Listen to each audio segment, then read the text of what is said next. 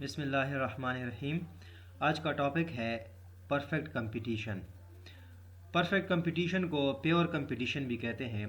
Competition आपको पता है मुकाबले को कहते हैं, जब दो या दो से ज़्यादा चीज़ों का, फर्म्स का, लोगों का आपस में मुकाबला हो किसी ख़ास चीज़ के लिए, तो उसके लिए उसको हम कंपटीशन कहते हैं। तो परफेक्ट कंपटीशन में बहुत सी फर्म्स का मुकाबला होता है, किस चीज़ के लिए?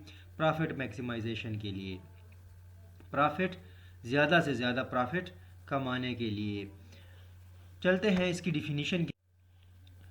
डिफिनीशन, एजम्पशंस और करेक्टरिस्टिक, ये तीनों चीज़ें अगर हम इसको नाम दें तो वो ठीक होगा, क्योंकि ये जो मैंने 5 चीज़ें लिखी हैं, 5 बुलेट्स मैंने लिखे हैं, तो ये क्या है? ये परफेक्ट कंपटीशन की डिफिनीशन भी है, इसके एजम्पशंस भी हैं और इसके करेक्टरिस्टिक्स भी हैं। तो पहला क्या है? Large number of agents. Agents का से मतलब है बायर्स एंड सेलर्स। ये ज़रा आप जहन में रख लें, एजेंट का मतलब क्या है? Buyers and seller. तो परफेक्ट कंपटीशन में बायर्स और सेलर्स जो है वो लार्ज नंबर में होंगे। मतलब ये है कि वो बेहिसाब होंगे, लामहदूद होंगे, ज़्यादा तादाद में होंगे। दूसरा इसका करेक्टरिस्टिक क्या है कि स्टैंडर्डाइज प्रोडक्ट, प्रोडक्ट जो है वो स्टैंडर्डाइज होगी। स्टैंडर्डाइज का मतलब ये है कि वो एक ही स्टैंडर्ड की होगी, जितनी भी प्रोडक्ट हैं वो सब एक ही स्टैंडर्ड की होंगी। अब देखें, ज़रा सा आप जहन में ये रख लें कि परफेक्ट कंपटीशन या परफेक्टली कंपेटिटिव मार्केट कौन सी मार्केट होती है। आप देखें, वो आप जाएं जैसे कि ये ऐसी मार्केट जहाँ पे ये पैक एंड ब्रांडेड चीज़ें मिलती हैं। पैक एंड ब्रांडेड चीज़ें जो होती हैं, जो लोग, जो मार्केट इन चीज़ों में डील करती हैं, वो परफेक्ट कंपटीशन की बेस्ट एग्जांपल है। पैक एंड ब्रांडेड का मतलब क्या है? जैसे कंपनियों, बड़ी बड़ी कंपनियों की चीज़ें हैं, जैसे कि बड़ी कंपनी है यूनिलीवर है, या ये दूसरी कंपनी है ये जो बनाती है सेफगार्ड वगैरह, साबुन और शैम्पू वगैरह, सनसिल्क, ये चीज़ें। तो ये क्या है? ये स्टैंडर्डाइज प्रोडक्ट है। इनकी कीमत भी हर किसी को पता होती है, और क्या होता है, इनकी कंपनी वगैरह ये सब कुछ सबको पता होता है। तो प्रोडक्ट जो है ये स्टैंडर्डाइज होगी। ऐसी प्रोडक्ट जिस पे ऐसी प्रोडक्ट जो कि स्टैंडर्ड नहीं होगी, एक अच्छी कंपनी की नहीं होगी, जानी पहचानी नहीं होगी, तो वो परफेक्ट कंपटीशन में शामिल नहीं होगी। तीसरी है होमोजीनियस प्रोडक्ट। प्रोडक्ट जो होमोजीनियस प्राइस। प्राइस जो है वो क्या होगी? होमोजीनियस होगी, एक ही प्राइस होगी। ऐसे नहीं होगा कि मैंने अभी आपको एग्जांपल दिया, लाइफ बॉय साबुन है। लाइफ बॉय साबुन जो है वो एक मार्केट में एक दुकानदार के पास 100 रुपये का होगा, दूसरे के पास 120 का होगा, तीसरे के पास 130 का, चौथे के पास 110 का, 90 नहीं, सबके पास एक ही प्राइस होगी और वो सबको पता होगी।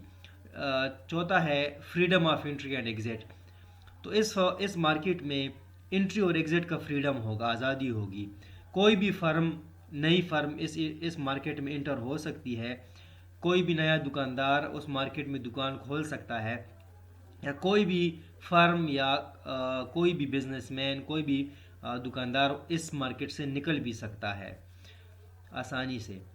और नंबर 5वां है प्राइस टेकर। फर्म जो है वो प्राइस टेकर होगी, प्राइस मेकर नहीं होगी। प्राइस टेकर और प्राइस मेकर में फ़र्क ये है कि प्राइस टेकर वो फर्म होती है जो कि मार्केट में जो प्राइस प्रिवेलिंग है वही चार्ज करेगी, और प्राइस मेकर वो होती है कि जो खुद प्राइस बनाती है और वो मार्केट में बेचती है उस प्राइस पे किसी भी प्रोडक्ट को, अपनी प्रोडक्ट को, तो वो प्राइस मेकर होती है। तो यहाँ पे फर्म जो है वो प्राइस टेकर होगी। जो मार्केट में प्राइस होगी, मतलब जो डिमांड और सप्लाई की वजह से जो प्राइस डिटरमिन होगी, तो वही फर्म उसी प्राइस पे अपनी प्रोडक्ट बेचेगी। Basic concept, revenue with a price taking firm.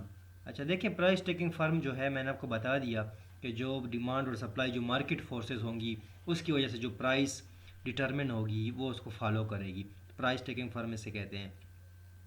तो उसका रिवेन्यू क्या होगा? रिवेन्यू में देखें, मार्जिनल रिवेन्यू आएगा, टोटल रिवेन्यू आएगा, एवरेज रिवेन्यू आएगा। तो ये तीनों रिवेन्यू हम देखते हैं कि वो किस तरह डिटरमिन होंगे। Average revenue and marginal revenue are equal for the purely competitive firm because price does not change with quantity. ठीक है। क्वांटिटी जूँ जूँ ज़्यादा होगी तो प्राइस पे कोई इफेक्ट नहीं पड़ेगा। अब एक आप ऐसी मार्केट में जाए जहाँ पे मैंने आपको बताया पैक और ब्रांडेड चीज़ें मिलती हैं, तो अगर आप वहाँ से 100 लें या एक लें तो उसकी प्राइस सेम होगी। ऐसे नहीं हुआ कि वो आपको कहेगा कि आप ज़्यादा लें तो इसकी प्राइस कम होगी, तो प्राइस जो है वो सेम ही होगी।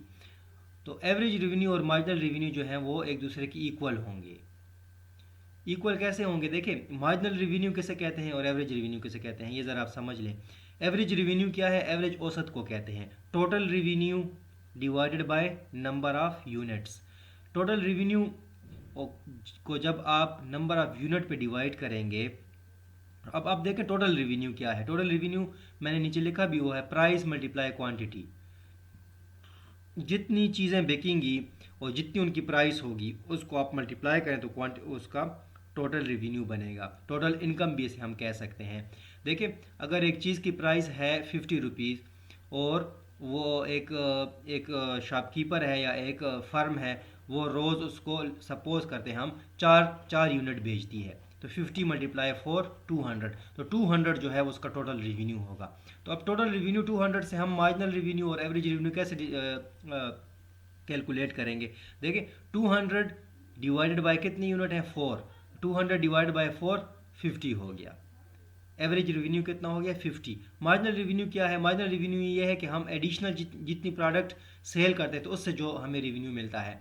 तो मैंने आपको यहाँ पे बताया कि प्राइस तो सेम है, प्राइस चेंज नहीं होती। तो पहला यूनिट बेचेगा तो 50, दूसरा बेचेगा 50, तीसरा बेचेगा 50, तो ये 50 50 50, तो ये जो है ये सेम ही रहेगा। तो मार्जिनल रेवेन्यू और एवरेज रेवेन्यू इसलिए यहाँ पे लिखा है कि ये क्या होंगे?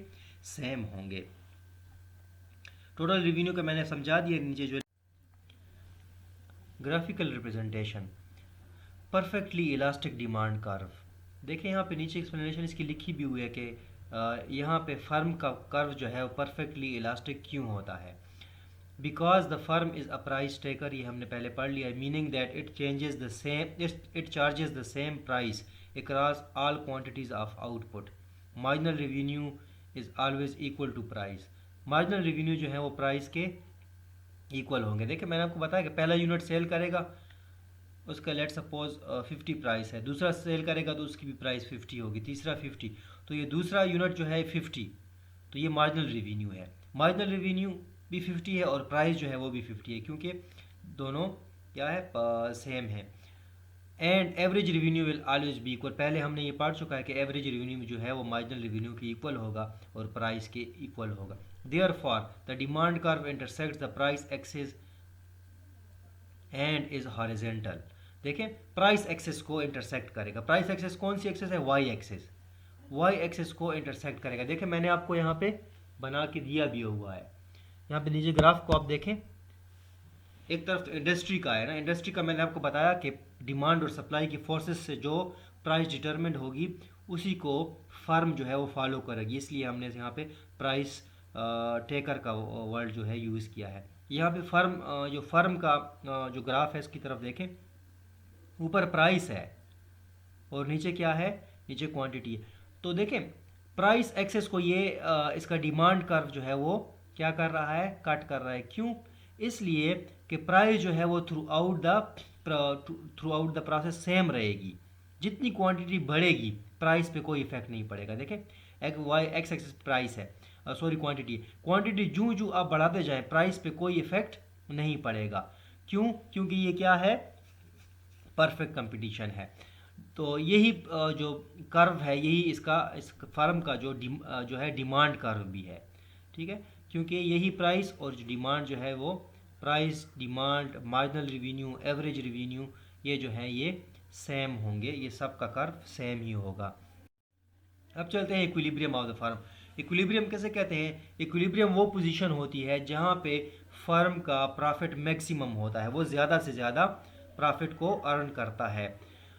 तो देखें, इसमें क्या है? The profit maximising rule is that a firm will maximise profit where marginal cost is equal to marginal revenue. जहाँ पे मार्जिनल कास्ट मार्जिनल रेवेन्यू की इक्वल होगा वहाँ पे क्या होगा? फर्म का प्रॉफिट जो है वो मैक्सिमम होगा। पहली बात तो ये हो गई। पहली इसको हम नेसेसरी कंडीशन भी कहते हैं। ये पहली वाली जो कंडीशन है इसको हम नेसेसरी कंडीशन भी कहते हैं। दूसरी जो है इसको सफिशिएंट कंडीशन कहते हैं, where marginal cost is equal to marginal revenue, ये तो हो गया, इज एट इट्स मिनिमम। देखिए मार्जिनल रिवेन्यू जो है वो मिनिमम होगा, एंड कास्ट और मार्जिनल कास्ट जो है वो, sorry, marginal revenue is maximum, marginal revenue जो होगा वो मैक्सिमम होगा और मार्जिनल कास्ट जो है वो मिनिमम होगी। मतलब ये कि कास्ट जो है, खर्चा जो है वो कम से कम होगा और रिवेन्यू जो है, प्रॉफिट जो है, इनकम जो है वो ज़्यादा से ज़्यादा होगी। ये ग्राफिकल देखें मैंने नीचे पैनल ए में इसको एक्सप्लेन किया हुआ है। देखिए ये डिमांड कर्व जो है D1 या D2 आप देख लें, ये क्या है, ये डिमांड कर्व है। तो यहाँ पे देखें क्वांटिटी जितनी बढ़ रही, 200 पे भी यही डिमांड कर्व है, यही प्राइस है, यही डिमांड और यही प्राइस है, और ये मार्जिनल रिवेन्यू भी है, ये एवरेज रिवेन्यू भी है। और 600 पे देखें, 400 पे, 800 पे ये सेम है। तो देखें अब यहाँ पे देखें, जहाँ पे इस डिमांड D1 को या D2 को SMC short run marginal cast, ये मार्जिनल कास्ट कर्व है, ये कट कर रहा है, ये क्या कर रहा है, इसको कट कर रहा है। तो वो जो पोजीशन है वो क्या है, वो इक्विलिब्रियम पोजीशन है। नीचे देखें ई जो लिखा हुआ है, ई D1 पे देखें ई, ये जो है ये क्या है, ये हमारी इक्विलिब्रियम पोजीशन है। वहाँ पे देखें सी क्यों नहीं इक्विलिब्रियम पोजीशन, सी वाली इक्विलिब्रियम पोजीशन इसलिए नहीं है D2 पे देखें, इसलिए इक्विलिब्रियम पोजीशन नहीं है कि हमने ऊपर पढ़ा है कि मार्जिनल कास्ट जो है वो मिनिमम होगा, मिनिमम कम से कम होगा। तो कम से कम जो देखें, पहली शर्त यह है कि दोनों इक्वल होंगे, मार्जिनल कास्ट और मार्जिनल रेवेन्यू इक्वल भी होगा। तो देखिए ई पॉइंट पे भी इक्वल है और सी पॉइंट पे भी इक्वल है, मार्जिनल कास्ट और मार्जिनल रेवेन्यू। क्योंकि हमने पिछले उसमें पढ़ा कि पिछले स्लाइड में हमने ये पढ़ा कि डिमांड कर्व जो है ये क्या है, मार्जिनल रेवेन्यू भी है, ये एवरेज रेवेन्यू भी है। तो डिमांड कर्व जो है D1 D2 ये क्या है, ये आपके मार्जिनल रेवेन्यू भी है। मार्जिनल रेवेन्यू और मार्जिनल कास्ट को हमने कहा कि ये सेम होंगे तो वो इक्विलिब्रियम होगा। तो ई पॉइंट पे भी ये सेम है और सी पॉइंट पे भी सेम है, D1 और D2 पे देखें आप, तो सेम तो दोनों पॉइंट पे हैं। लेकिन दूसरी कंडीशन क्या थी, सफिशिएंट कंडीशन में हमने ये बताया कि ये क्या होगा, मार्जिनल कास्ट जो है वो मिनिमम होगा। तो ई पॉइंट पे देखें यहाँ पे मार्जिनल कास्ट मिनिमम कम है, सी पॉइंट पे ये देखें ये स्टार्ट हुआ है और ई तक गया है, फिर ई से ऊपर जा रहा है, फिर सी पे, फिर सी से ऊपर जा रहा है, तो मतलब ये ज़्यादा हो रहा है। ई पे जो है वो सी से कम है। तो देखें दूसरी शर्त जो है वो ई पॉइंट पे हमारी सेटिस्फाई हो रही है कि जहाँ पे मार्जिनल कास्ट जो है वो मिनिमम है। तो हमारी जो इक्विलिब्रियम पोजीशन होगी वो कौन सी होगी, वो ई पॉइंट वाली होगी, जहाँ पे फर्म 400 यूनिट प्रोड्यूस करेगा और प्राइस कितनी होगी, 8 होगी, $8 ले लें आप, जो कुछ ले लें। ये राइट साइड पे जो है वो पैनल बी में इंडस्ट्री का है। तो ये वही चीज़ है डिमांड और सप्लाई वाला जो हम पिछले स्लाइड में हमने पढ़ा था।